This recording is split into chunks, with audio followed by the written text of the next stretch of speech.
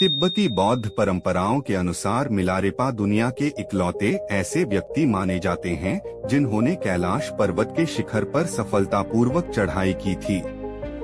आधुनिक युग में किसी को भी इस पवित्र पर्वत पर चढ़ने की अनुमति नहीं है और कई पर्वतारोहियों ने कोशिश की लेकिन वे सफल नहीं हो पाए।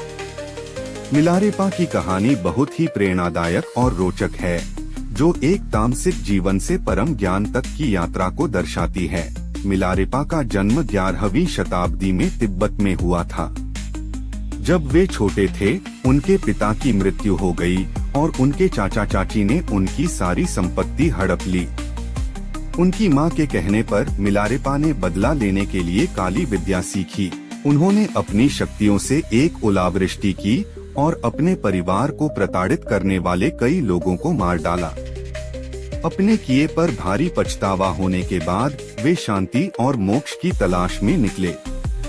उनकी मुलाकात महान गुरु मारपा से हुई। मारपा ने मिलारेपा के पिछले पापों को धोने के लिए उनसे बहुत कठिन परिश्रम करवाया। उन्होंने मिलारेपा से कई बार पत्थर के घर बनवाए और फिर उन्हें तुड़वा दिए। इस कठोर अनुशासन ने मिलारेपा के अहंकार को खत्म कर दिया। मान्यता है कि 1093 ईस्वी के आसपास मिलारेपा कैलाश पर्वत पर पहुँचे। वहां उनका सामना बोन धर्म के एक शक्तिशाली जादूगर नारो बोनचुंग से हुआ। दोनों के बीच इस बात को लेकर मुकाबला हुआ कि कैलाश पर किसका अधिकार होगा। जादूगर नारो बोनचुंग ने अपनी जादुई ढोल पर सवार होकर तेजी से ऊपर चढ़ना शुरू किया। मिलारेपा चुपचाप नीचे बैठे ध्यान करते रहे।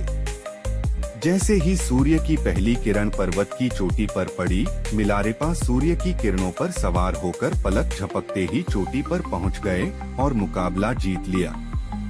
इस जीत के बाद उन्होंने अपना पूरा जीवन पहाड़ों की गुफाओं में साधना करते हुए बिताया। वे केवल एक पतला सूती कपड़ा पहनते थे, इसलिए उन्हें मिलारेपा कहा गया।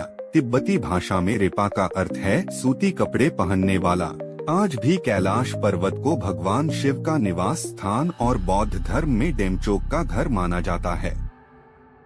धार्मिक मान्यताओं के अनुसार इसकी पवित्रता बनाए रखने के लिए इस पर चढ़ना वर्जित है, लेकिन मिलारेपा को उनकी आध्यात्मिक सिद्धियों के कारण ही यह सौभाग्य प्राप्त हुआ माना जाता है।